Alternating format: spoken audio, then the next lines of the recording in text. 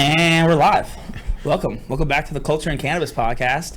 Nice. I am one of your hosts, Full-Time Tony, here with my guy JC Coates. What up? Happy Thursday, everybody. JC, who do we got today? Listen, we got an incredible guest. Back when I was a marketing director for New Leaf Dispensary, I met this guy. He came in selling cannabis, right? I could immediately picked up his vibes. He's a good dude. He's been a leader in the cannabis. He's since moved on. I think now he lives in Oregon, and he's high-level management for Dutchy. We got John Bond in the building today. What's up? What's happening, man? Good to be here. Tony, JC, man. Thanks so much for coming down, my man. Absolutely, dude. It's great to be here. It's good to be back in Vegas, man. I was just about to ask you that. How does it feel stepping into this oven?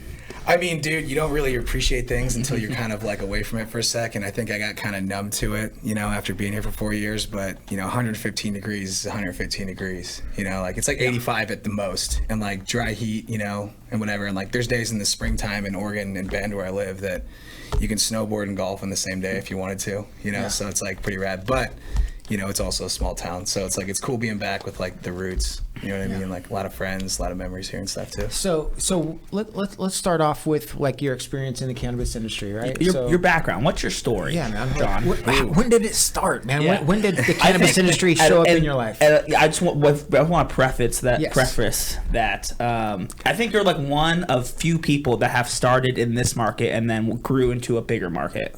Yeah. I mean, I don't know too many people that were like heavy in the scene here, then went to like, a potentially bigger market and grew bigger there. For sure. And I mean, that wasn't even necessarily the intention out of the gates either, just kind of naturally the path. But I mean, I don't know, man, pretty standard. Got out of college with a degree, too much student debt. Sales seemed like it was like the opportunity. So I was in, corporate America doing, one company commodity consolidation. And then that kind of led me to the tech world. And I ended up in HR tech for like 4 years, and I moved out to Vegas in 2015 with the idea that I wanted to get in front of cannabis, right? Because like, I looked at it, and I'm a Kansas City kid, right? There was not even like a flicker of a thought of legal weed in Missouri at the time, which now is obviously a thing.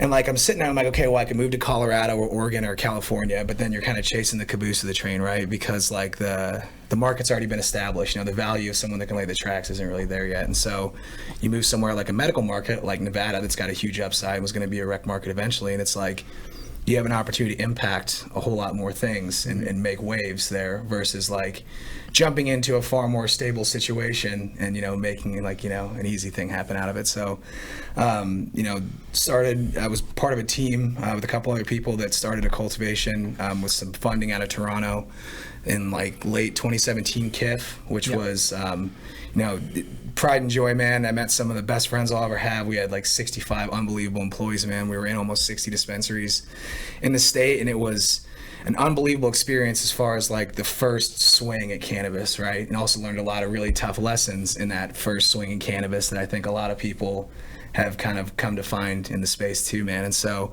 that opportunity led to, a little bit of consulting, and then in which case I met our co-founders, of Dutchy, probably like late 2018 when they were just out of like their seed round of funding. And so, being intimately familiar with, like the pain points that people experience in cannabis, right? Like, it's not necessarily the fact that the weed's good or not. It's the fact that operationally it's very hard to like manage all the bells and whistles and moving parts that happen in a day-to-day retail environment. It's 100%. like we just have shit that we have to consider that's so much on a deeper level of like complexity than like a normal place would, right? Like, Payless Shoe Source runs out of a pair of shoes, or a pair goes missing or falls off the truck.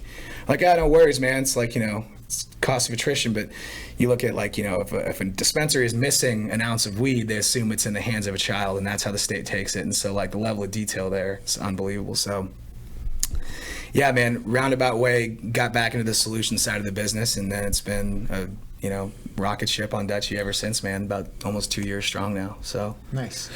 Let's talk about this for a minute though. Like, it's always interesting to hear people's journey, right, in the cannabis industry, and especially a guy like you that's just kind of like, you because of all the problems in the industry, right, that you've kind of had to like bulldoze your way through to kind of find your place, right? Sure. And so some of those problems with KIF, I mean, like, how does a company go from just murdering it, right? Like when I saw you guys at KIF, it looked like you were kind of like leading the charge, right, for sales, and had an amazing team, and then all of a sudden it all kind of falls apart. What happened over there? Like, I mean, well, first of all, like, may or may not be talking about KIF. I don't know. It's like, I've consulted for a couple different companies. Let's just say brand here, right? It's like you get. I've found, at least up to this point in my life, there are very few things that are more powerful than like a group of people working towards a common goal and like unapologetically being selfless in that process, right? And when we got to the place that we're talking about, it's like, there's 6 employees, and this thing's like a step above a parking garage that got like out of a bad licensing deal with, one of the many licensing deals we've seen people take that don't go the right way. Almost all of them end up in like, lawsuits or, not working out the way you want it to, right? Yeah. And so we get there and we had this idea and we had full autonomy to build exactly what we wanted to. And so between myself and, our head grower, Steve, who's now head grower at Pheno Exotic, crushed it, won a Cannabis Cup this year, right? Yeah. And then, our other partner, Adam, who was like our head of operations there, and myself as a head of sales, like, we realized that we could really scale this. So between like, some really great, pieces of that puzzle and, finding ways to motivate people within that, because, if you've worked in a cultivation before and like the back end of the shop and like trimming and packaging, like that's not easy work, right? Like, it's grueling trimming plants. Some would say backbreaking. Backbreaking indeed, man. Is that inside? It's like one of those things, man. But it's like, you sit there and you're harvesting between 350 to 500 pounds a month, right? And, I saw an opportunity, at least in cannabis, to where like my background was like building ground and pound sales teams. Dude, I sold copy paper out of my fucking car the first like year I got out of college with like 35 grand in student debt, and like, damn, like find an apartment that's got, no deposit and just hope good at the sales thing, right? So like there's a lot of truth to like being able to develop genuine relationships with people, and nothing artificial about that. And so we built KIF literally on just myself and Savannah, our sales rep, who's still like a sister to me, and she's killing it now. She's with Verano. Yep. We just by doing pop-ups, t-shirts, hats, and just doing what we said we were going to do when we said we were going to do it, right? And it's like there's such a problem, and I think you guys see it now, of people like overselling, like the supply and demand game as like a cultivation, like not selling more than you're able to produce in a certain window of time. We figured that out really early. Nobody wants a back order of something that's going to show up in 2 months because there's 10 other people that are going to come and swoop that PO right in there. And so just based on, the perfect storm of the market taking off and dispensaries really starting to kind of hit their stride, we were able to get into a lot of shops. And then at that point, it's just making sure you deliver a quality product and, be genuine in how you approach it with people. And so we were really fortunate, dude. It was one of those things where it's like unbelievable success story and, some of the best memories of my life. And, do I wish we maybe had a little more to show for it other than just like a blip on the map? Sure. But like, if it were easy, everybody would do it. And those type of opportunities lead. If you're good at what you do, you find ways to be successful elsewhere, What do you think was the high point of working with a company that was like launching right during rec? You know what I'm saying? Like, what was like you guys' peak, I guess? You mean besides free weed, or like? No, yeah, definitely besides free weed. But like, I feel like early on in the rec market, it was nuts here in Vegas. It was. I lived in Reno, and it was crazy up there. And I know how like you talking about it makes me have a certain type of way, of like a feeling, because I'm like, man, those were great times. Like so like bright-eyed and bushy-tailed and had no fucking clue what was going on. And now it's just like, we walk in here with like dents and bruises and black eyes, right? Because because shit happens. But what was like that peak of that, like, wow, this is making it essentially in the Nevada cannabis industry? Honestly, dude, and I guess there's like a moment, right? And it was probably like 3 or 4 months in, right? And we had done like they would do like the Bud Tender Fight Club stuff, right? Yeah. So we had presented at one of those things, and I was with a buddy, and we're walking down Fremont Street, and we were kind of starting to blow our footprint up. Somebody yells from like, over like outside of Griffin or something, "Hey, KIF guy," and I'm like, dude, you guys know this t-shirt that I wear? Like I have 3 of them and I wear them like every day and do my laundry. I was like, that was incredible. And it wasn't necessarily the notoriety, but the idea that like, for the majority of us, we all spent our entire lives like loving weed but hiding it from people, right? And it's like, whether you're in this business for the plant or you're in it for the economic things or whatever, like, there's one like common denominator with that. And I remember like being like having that kind of zoom out moment of like, damn, I was like, we've created something cool here. You know what I mean? And it's like, in that initial phase, there's so many things you can define in that process. Like, there's no rule book. Mm-hmm. Like, somebody that's going to sit there and say, hey, you've got to do it this way, with the exception of the compliance stuff, right? When you talk about like building a brand and like how we're going to get our name out there, like nobody's holding your hand through that. Mm-hmm. It's like you either find a way to get it done or you don't. And there's a lot of people that didn't. 100%. Yeah.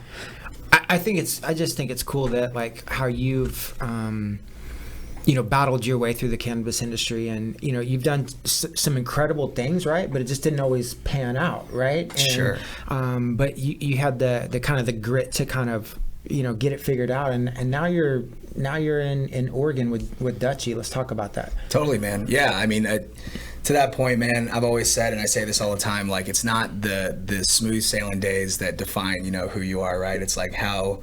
What is it, Mike Tyson, like everyone's got a game plan until they get punched in the face type thing. Yeah. And it's like, the ability to stay on your toes and adapt to what's happening, and just, like I said, persevere through it, right? It's like that was a huge piece of it. And then obviously with Dutchie being a tech startup where we were, when I started with the company, so right now I'm our director of strategic partnerships, right? But there wasn't really like a need for like any type of like management or level title at all, like when we got there, right? And even then, like I'm a part of a team that's like, there's 7 people on our sales team that are crushing it, right? And it's like, we look at it and it's like, this is a tech startup. And of all the shortcomings and things that can happen and go wrong with tech startups, and you layer in a cannabis layer on top of it, it made me super skeptical looking at the opportunity. Right. Then I met our co-founders, and both of them independently successful. Like our CEO started one of the first online food ordering companies, and he was like 19 at Michigan State. He was like, I was just selling weed, started a food ordering company, and then sold it to Grubhub 3 years later. Moves to Canada to avoid the non-compete.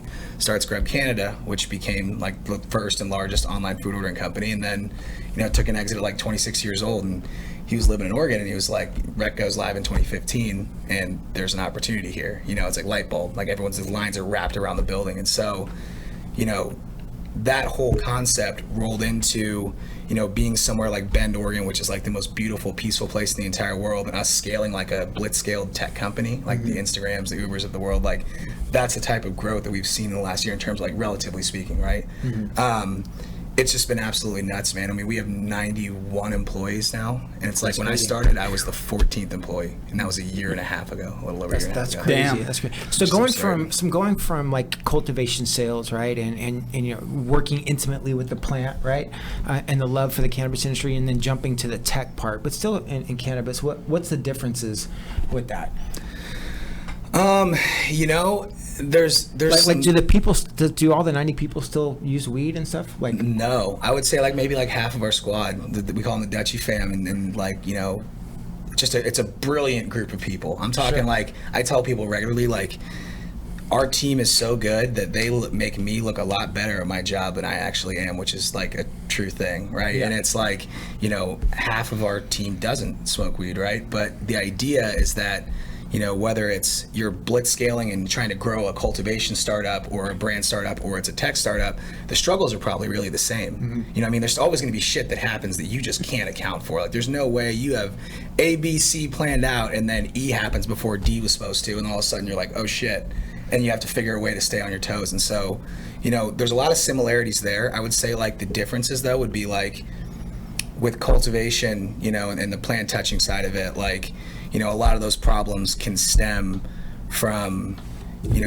making a poor decision early on, right? Whereas like in technology, we can identify, like there's mistakes that are gonna be made, right? This is flat out when you're growing as fast as it has been, like, it's what happens, right? And so we're able to trace down the root cause of what that mistake was and fix it very quickly. Whereas like, for example, when you have a herm problem with your plants in a cultivation, and the fans are blowing everything everywhere, we're like, okay, like all these plants are seeded. Which plant is the problem child? And having to like move stuff around, that takes 3 months to be able to like guess and check and figure that out, And it's like before then, like, you're out a lot of money as a cultivator. You know what I mean? It's crazy. It's insane. Yeah. So let's talk about the main differences between Dutchie and like some of your competitors, which are like Weed Maps, right? You know, I wouldn't even say Weed Maps is really a competitor, you know, because they're more like a Yelp, right? Okay. You know, like Weed Maps and Leafly are more of like a Yelp in a sense that, you know, you go to Yelp to find out where restaurants are, but for the most part, your first thought is not to order food. Now, Yelp has like a plugin, right, that you can order food on, but most people don't. They order Just wanna food from find where it Grubhub and is, DoorDash, right? right? Yeah. Like, Yeah. you're like, if I'm on Grubhub or DoorDash, the sole reason I'm on there is to make an order. Yeah, I think actually Grubhub integrated into Yelp's to make it that much simpler, and then you just hit order now and it takes you straight to Grubhub. They did, and Yeah. like eventually, you know, you could end up seeing like, you know, an opportunity there. It hasn't made sense yet, but like, you know, we look at it and it's like there's the difference between us and like maybe someone else that's probably like our biggest competitor in the space. We have one that's about our same size, and I'm not going to mention them. But Yeah, they'll give them the free PR. Yeah, no free PR, no free lunches here, man.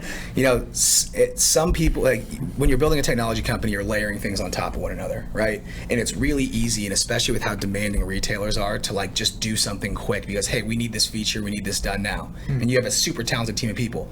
The discipline to say no to that, and that's really again kind of stems back to our executive team, is the biggest part of that because we've had to say no to certain things which have cost us opportunities, maybe small ones up to this point, but to realize that it's going to allow us to scale better later. Like for example, when COVID happens, right? And all of a sudden, like we have a 500% growth over a 3-month period.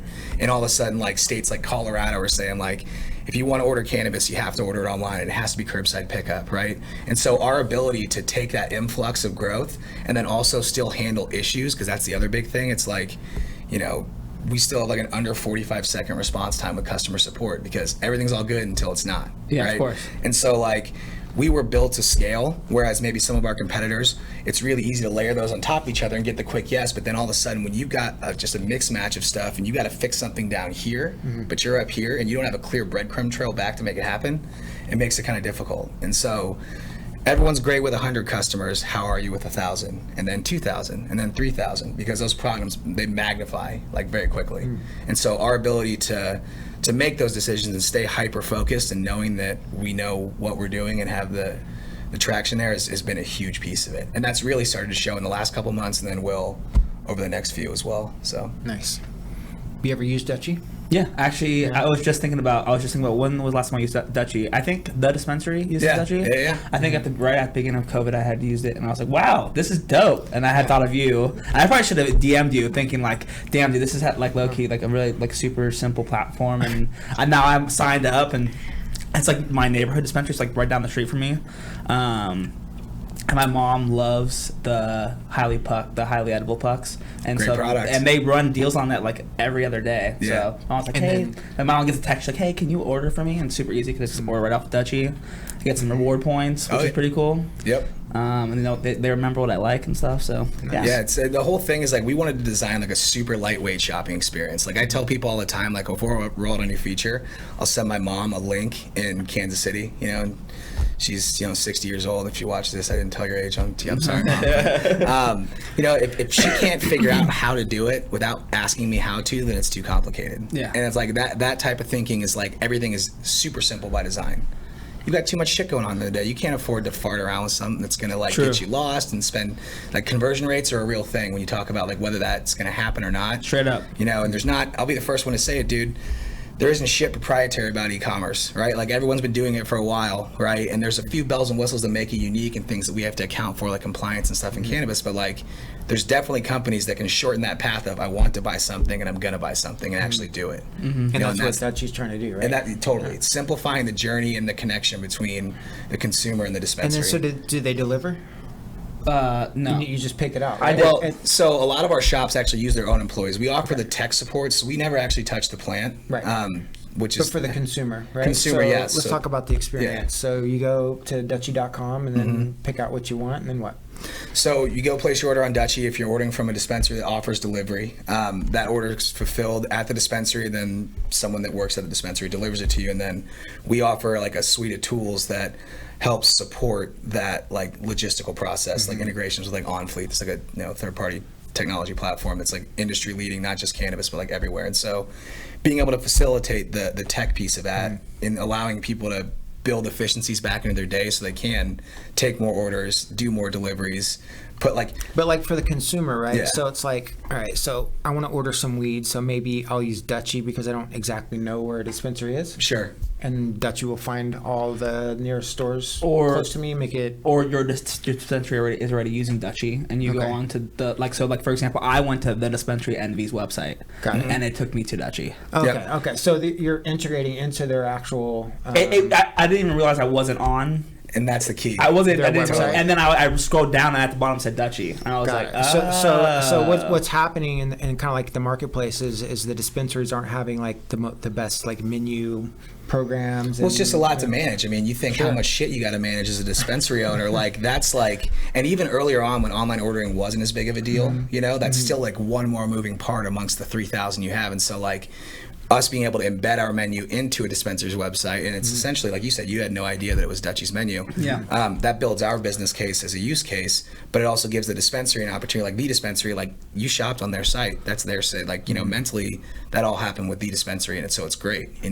So yeah, okay, so that's great. Yeah, and I can see that for the Yeah. consumer, and then And for then there's the, also the marketplace too. the Yeah, marketplace. so I think you could just sign up for Dutchy and then go on there and be like, "Yo, what's in my area as far as like dispensaries go?" And then you can you guys have like reviews on there and stuff too. We don't, and that's actually by design. There's going to be some creative ways to do it, but I think it's kind of goes without saying that most people don't take the time to leave good reviews Yeah. if they're actually feeling that way. Fuck reviews, fuck Yelp. And the tough thing is, like, all the good reviews are usually shitty and full of shit. Yeah, Like, it's like you see like or they're 15 short and sweet. They're just like good edibles. This like model is really interesting to me because like the Yelp model and the Weed Maps model, like I call it the wedge, right? Yep. And working as a marketer and representing different companies, I have to work with different marketing platforms like that, and it's like fuck, man, it's like I have this platform standing in between me and the customer. Totally. You know what I mean? And it's just frustrating, but it's interesting how you guys have and how Yelp gets in between you is with the reviews. So you guys taking out the fucking reviews, and then you guys are just embedding, laying right on top of the menu, and you're creating value for the store owner by like now you have delivery, now you have Totally. all these and options. and ideally like 10 less headaches to deal with throughout the day, which is really where the value comes yeah, in. that dude's gangster. He actually made Grubhub. He's the original. Well, no, Grubhub he sold guy. a company. So he started at the same time as Grubhub did, and he sold it to Grubhub when he was Interesting. like 21. Yeah, Okay. I mean, and he is. I mean, there's, you meet a lot of people, and especially living here in Las Vegas, I feel like I was, really fortunate to meet a lot of really successful and like interesting entrepreneurial types, and the most successful people I've ever met in my entire life never had to tell me how great they were. You know what I mean? It's like, but you spend enough time around our CEO, and it's just like, wow, this dude exists on a different level than most of human beings. And it's just because like you said, like, you guys have done the thing with building culture in cannabis and done an awesome job with it, obviously. And it's like, it takes a different type of fire to be able to run that fast. And then when you're able to lead by example and not lead by appointment, right? Like, hey, the finger pointing person versus like the get on my back, we're going over the mountaintop, like totally different vibe. And that's a top down thing. You know what I mean? And so it's been really rad from that standpoint, for sure. Yeah, everything's our fault. Always, for better or for worse, you Yeah. know. But honestly, dude, and Would you have it any other way? would you? That's what I mean. Though. Exactly. It's like I've realized that in my life now, man. Like, I don't know that I could ever go back to working in HR technology. In fact, I'm certain very clearly that I would never do that, or for that matter, work in anything other than cannabis, because it's like, with what we get to do every day, and there's obviously a lot of pain points, and shit's not always linear, as we all would hope, right? But like, damn, we get to be a part of something that's like going to be talked about forever. Like, if we're going to leave a wrinkle on whatever this, monstrosity of shit that's going on right now this is the way that we can make the biggest impact with that, you know? Yeah, and I think what's so crazy, right? Like, I was thinking about this. I was on a walk yesterday with my dog, Duke, and I was listening to a Joe Rogan podcast, and they were talking about Steve Jobs, and I was thinking about, like, right now we're at the beginning stages of, like, what it was for computers, right, in a sense. And so when federal legalization does happen, right, you're going to have massive companies coming in, such as Walmart, JP Morgan, Monsanto, all the biggest companies, right? So there's a chance that all the people that are doing it now will be like the CEOs and the VPs of these most like massive Fortune 500 companies, or like of that sector, which is pretty crazy to think about, right? It is crazy to think about. It's already started to happen, dude. I mean, Yeah. there's a lot of companies, nationally. We work with some of probably the biggest cannabis companies in the U.S. and Canada, and it's like, that type of migration has already happened, right? But the value of understanding what makes this industry tick and move forward is what the exciting part is. You know, because like the world of corporate America and cannabis are in a fast colliding course right now. 100%. Right? It's inevitable. It's not going to happen. I'm as much for the culture as anything, right? But to deny that that's happening would be unrealistic. Yeah. Now, to take a different approach and say, I can help shape this until eventually, you know, like you said, the JP Morgans, the Shopifys, the Amazons of the world, like they get in there and it's like great, and that's fine because that's the natural evolution of what business is. Like, we've been sold out like 4 or 5 times by then, dude. It's like, you know, we're on our yachts in Jamaica by that point. But hopefully, man, and it's like, you know, and look, at the end of the day, man, like kind of like JC said, like, what else would you really? Like, I couldn't see myself doing anything else. You know what I mean? Like, the struggle is what makes it worth it all. You know. Yeah, 100%. Maybe like, I think what you're saying is a good point too. Like, and I think is a good tip for people. Like, you know, if you take the time to get educated and you sharpen your skills and you're like, you know, you're ready to strike, especially as a marketer or just in business in general. You know, find that trending market. You know what I mean? And then put your skills to work, and you can strike and do some major damage in a new trending market. Yeah, super major. And so much of everything is relationship based, man. Yeah. You know, it's like, you know, the people that are hustlers and they're going to be successful will eventually go do that in other places, and then those always overlap there. True. You know, and it's like I hate to be like, I feel like my dad with like the sayings. I'm like, oh, I hear Bart Bond in the back of my head. Like, it's like, you know, your vibe. You can dad out here. You know what I mean? Though it's like your vibe attracts your tribe, right? Yeah. And it's like, you know, you sit there and you look at it, and it's like, if I surround myself with like-minded people that are all committed to the same thing, it's going to be a lot easier to get there. And then opportunities, like, you know, I'm a big, you know. Should be careful how I say it. Mushrooms fascinate me, right? But a lot of different aspects. Tony's on mushrooms right now. Yeah, straight right. up. Actually, Probably. Right? But I think of like mycelium, right? And it's like the mycelium of opportunities that come from one another, dude, is crazy, you know? Yeah. And that's only time kind of irons those things out. But like, yeah, what a time to be alive, right? Do you take like nootropics or like adaptogenics or anything like that? Like Alpha Brain or like stuff of that nature? I don't, and it's not that I have anything really against it. I just haven't really put foot to ass and done it, but I think there's a lot of value in that. Like I'm really interested in like the studies on like microdosing and like psilocybin. I think psilocybin's like, you know, I don't know if it's going to be the next cannabis market just because I've done some research into it. So I went to the Utah Cannabis Convention last year, 2 years ago, 2018, and that was the first one that they ever had in Utah. And for some reason they had these mushroom guys that were there, and they were just selling like portobellos and like stuff like that. And I was talking to them about like, you know, you guys also grow psilocybin. They're like, I mean, yes, but we don't sell it, obviously. I mean, we sell it low key, but we like sell it like commercially. And I was just asking them about like how they believe if it's going to go recreational or not. And they said it'd be really tough to compete just because it's so cheap to grow mushrooms. Sure. So I think it's going to be interesting to see because a lot of people are going to come out into the market pretty creatively with like, you know, tinctures and ratioed, you know, pills and whatnot. But I'm excited for that market, even if I don't get my foot into the door, just to get some products on a consistent basis. That's really just to get some products. Yeah. But like, you know, the cool thing is like the passion behind that industry will be the exact same that you've seen what kind of got the cannabis industry off the ground. Because like those guys that were at that Utah Cannabis Convention tell me they weren't the most informed, passionate people you've seen about I still have their card to this day, and I have their contact on my phone. I'm just waiting for something to pop off here in Nevada. I'm gonna call them. Like, hey, remember me?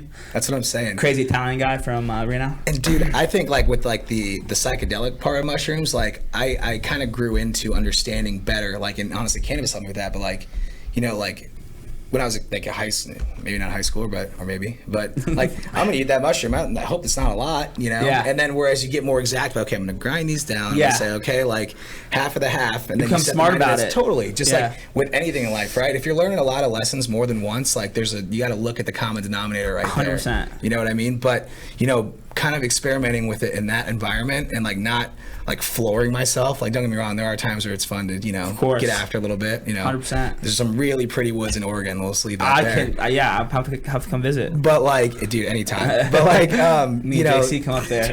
But like the adventures of JC and Tony up in Oregon. We'll get Chuck out there. We'll do a full little docu-series. And you know, I mean, sidebar about that, like, you know, Central Oregon's way different than everywhere else too, because it's like a higher elevation. Yeah. You know, whereas like when I was moving, I was like, oh, it's gonna rain all the time, and like it's gonna be a bummer. And like, dude, we're 300 plus days of sunshine. You know what I mean? Which That's is rad. crazy. But, I guess to finish the point about the psilocybin, it's like, is it psilocybin or psilocybin? Psilocybin. I'm glad we can air this out now on a podcast, and so I can make sure you're out there. So but taking that in a smaller amount, in almost like jailbreaking your brain, I feel like you're able to connect the dots places that you weren't able to, Yeah. And It's there's almost a like razor taking thin line there. There is. But that's incredible. I'm playing that game right now. Are you? It's like just kind of kicking back and forth. Well, yeah, we're seeing where we're going here. But I didn't take any psilocybin. It's all like tiger's mane, and I wish I knew the other one. That's the only one I know.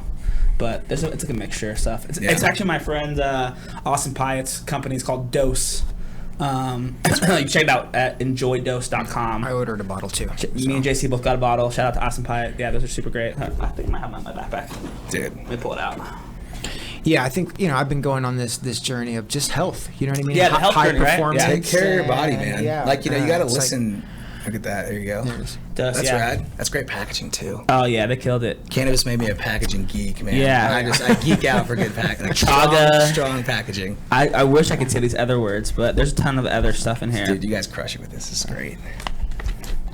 And you guys did the artwork too, yeah. Yes. You're Our third partner. Third partner. Drew, hand drew it. That's amazing. Yeah. Well, listen, man, we appreciate you having Thank you so much on. for coming on the podcast, man. Yeah, man. Totally, man. Where can they find you? Let's get. Check us out. We Are Dutchie is our Instagram. Dutchie.com is our site. You can always go find what dispensaries are close to in the area, and then, I'm around, man. Come check me out.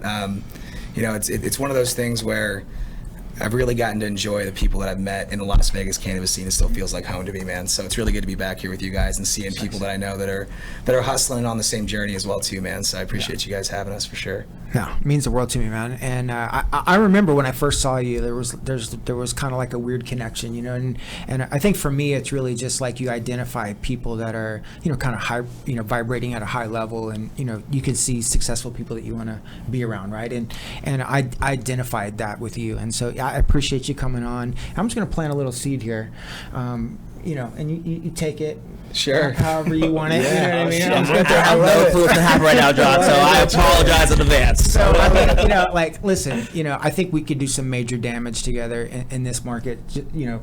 Building the culture and cannabis brand in other markets. And if you ever want to explore that, let's dive into it a little bit more. Hey, man, I'm all about making cool things happen with cool people, dude. And that's obviously you guys got a big opportunity in front of you, because truly a lifestyle cannabis brand, that's connected to it, man. I'm with that for sure. Yeah, Dope. man. Thanks. Yeah, man. The offer on the podcast. Dude, drop the fucking hammer. He wants everyone to fucking know what's good. Listen, people. It'd be an honor, man. Power moves are being made. It's going to happen. If you want something to happen, put it out there for everyone to fucking see. Right, JC? That's what it is, Yeah, man. you're setting an expectation. Here's the thing. Go first. Say hello first. Smile first. Be the first to say sorry. Be the first to get out of bed in the morning. Totally. Right? You know what I mean? Yeah. Be the first to own the shit that you want. Facts. Sorry, Rick, for slamming on the table, but I'm gonna slam on again. Boom. Facts. Mic drop on that. Yeah, there's something else I can do about that. Sorry, Rick. But listen, that was a great podcast. Thank you so much for coming on the podcast, my man. JC, do we have any updates that we got to give? Man, we're about in 10 dispensaries. We're rocking and rolling. I think we're going to get into some more Reno dispensaries. Northern Nevada is blowing up. I think we might have a licensing deal in Northern Nevada, I think we do too. We might have 2 licensing deals in Northern Nevada. I don't know, man. It's going to get pretty scary here in a minute. Here's the thing. We're on a path to make incredible, unique cannabis products, and we want to work with everybody. We do. If you have a cultivation and you want to work with us, hit us up. Hit us in the DMs.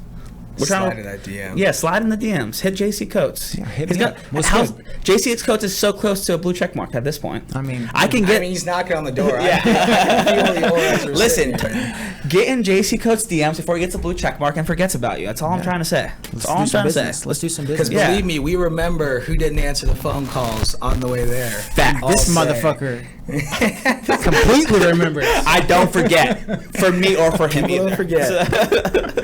All right, well, that's it. That's a wrap. That's a wrap. Happy Thursday. We'll see you guys all next week. Oh, wait, listen, Friday, tomorrow. Yeah. We got some shit going on. What do we got going on? Like a low-key shit.